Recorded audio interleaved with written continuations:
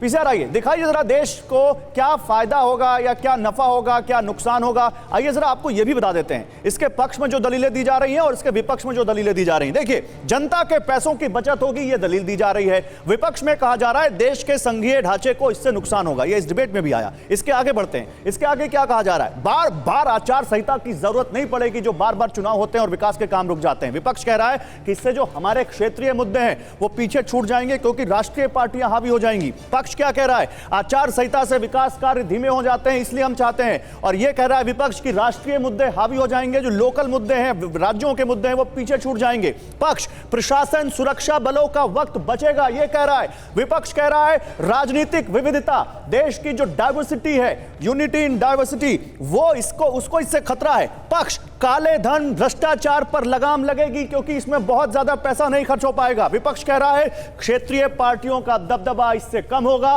Regional पार्टियों के अस्तित्व पर खतरा है। यह पक्ष और विपक्ष में दलीलें दी जा रही हैं एक देश एक चुनाव को लेकर।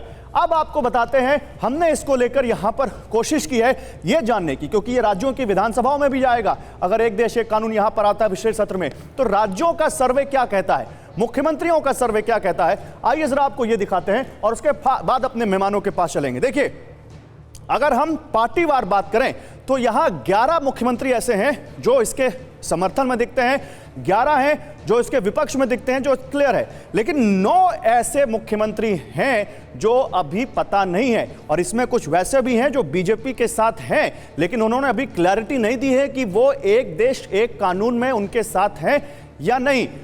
अब वारिस पठान, सवाल यहां पर यही है कि ये जो फेडरल स्ट्रक्चर का सवाल है उसका जवाब तो बीजेपी दे रही है कि 67 तक भी चुनाव होते थे। यहां पर क्या लगता है आपको, ये 2024 का चुनाव और उसकी जीत का मंत्र भी इसमें छिपा है क्या?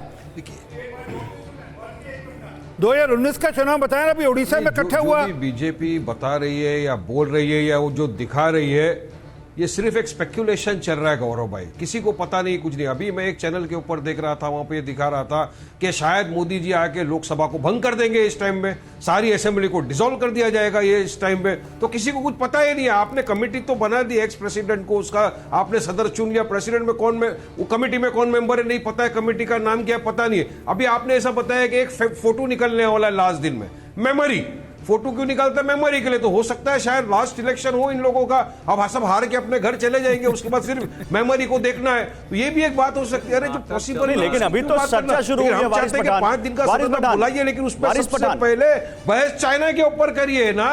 अरे चाइना पे आप स्वतंत्र मुद्दा उठाने के लिए विशेष सत्र में उठाइएगा, लेकिन अभी बहस एक देश एक चुनाव पर वारिस पठान हो रही है। अभी सिंह साहब ने क्या, सुनिए, अभी तो चर्चा शुरू हुई है, यही तो सरकार का कहना है कि क्लैरिटी एक देश एक चुनाव की बात कर रहा हूं। संविधान विशेषज्ञ जो हमारे साथ कौशिक साहब, उनके पास जाऊंगा। वारिस पठान, गौरव साहब, एक देश एक चुनाव की बात कर रहा हूं। रुकिए, अभी सिंह साहब ने यह बताया कि शायद नए सदन के अंदर होने वाला है, ये तो मेरे को भी नहीं मालूम था, आपको भी नहीं मालूम था, किसी को नहीं पता है। वो भी तो कह रहे हैं कि क्लियर नहीं है अभी, डायरेक्ट मोदी जी से बात किया तो भी नहीं पता है हमको, तो ये कुछ पता नहीं है। एक स्पेक्यूलेशन चल रहा है बस इतने दिन से कि 5 दिन का सदन आने वाला है, सारी लोकसभा भंग हो जाएगी, सारी असेंबली भंग हो जाने वाली है, वन नेशन बना जाएगा। फिर बोलते यूसीसी के ऊपर एक बिल आने वाला है, उसके बाद बोलते हैं ह्यूमन रिजर्वेशन के ऊपर एक बिल आने वाला है। अरे क्या आने वाला है? 50% चाहिए मेजोरिटी राज्यसभा में, तो आपके पास मेजोरिटी नहीं है, क्या करेंगे उसका? राज्यसभा अभी 4 राज्य में चुनाव होने हैं, तेलंगाना, छत्तीसगढ़, मध्य प्रदेश, राजस्थान। अब उसका आप क्या करेंगे? वो सबको आप धकेल देंगे आगे। वहां पे क्या होगा? इन चुनावों पर भी आता हूं। देखिए, सुरेंद्र भदौरिया जी भी है, वो भी इसमें बोलना चाहते हैं। गुजरात में अभी खत्म हुआ है, कर्नाटक में अभी चुनाव खत्म हुआ है। रुकिए, वारिस पठान रुकिए, मैं अब केसी कौशिक साहब के पास जाऊंगा। कौशिक साहब, 2 सवाल हैं यहाँ पर। एक तो कन्फेडरेशन को इससे कैसे नुकसान होगा ये, और दूसरा राष्ट्रपति, पूर्व राष्ट्रपति को इस तरह की किसी कमेटी का अध्यक्ष बनाना कितना जायज है? देखिए, मैं पहले आपके दूसरे सवाल का जवाब पहले देना चाहूँगा। भारत सरकार में जो हमारा इंडियन कॉन्स्टिट्यूशन है उसके हिसाब से president of India and governor दोनों यदि किसी पॉलिटिकल पार्टी के रहे भी हैं तो ये माना जाता है कि जब वो अपनी पद की शपथ ले लेते हैं तो वो किसी पार्टी के मेंबर नहीं होते हैं। और मेरे हिसाब से अच्छा होता कि आप एक्सपर्ट को बुलाते, आप किसी रिटायर्ड चीफ जस्टिस को रखते, किसी retired chief justice of India को रखते, उनकी हेडिंग होती, कमेटी बनाते, तो शायद ज़्यादा अच्छा होता।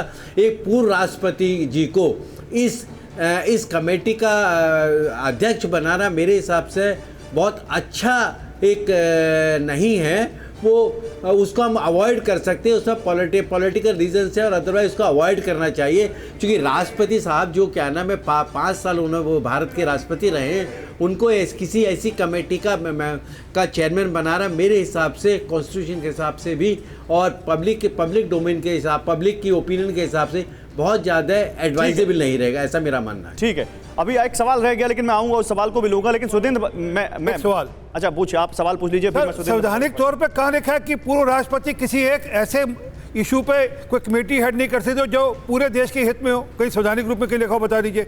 और पब्लिक ओपिनियन का आपसे कोई वास्ता नहीं, आप मतलब आप दोनों में आप गलत हैं। माफी चाहता हूँ कौशिक साहब, मैंने ये नहीं कहा है, मैंने कहीं कानूनी तौर पर कहीं मना नहीं है, कहीं कानूनी तौर पर कहीं नहीं लिखा हुआ आप मेरी बात, देश के पूर्व राष्ट्रपति किसी एक समिति को हेड नहीं कर सकते। और वो भी वो काम जो देश हित में है उसके लिए भी वो, क्योंकि नॉन पॉलिटिकल है, पार्टीजन नहीं है, वो बाकी सब दलगत राजनीति से ऊपर है, इसलिए उनको बनाया गया कि सब लोग जाकर अपनी राय दे सकते हैं उनको।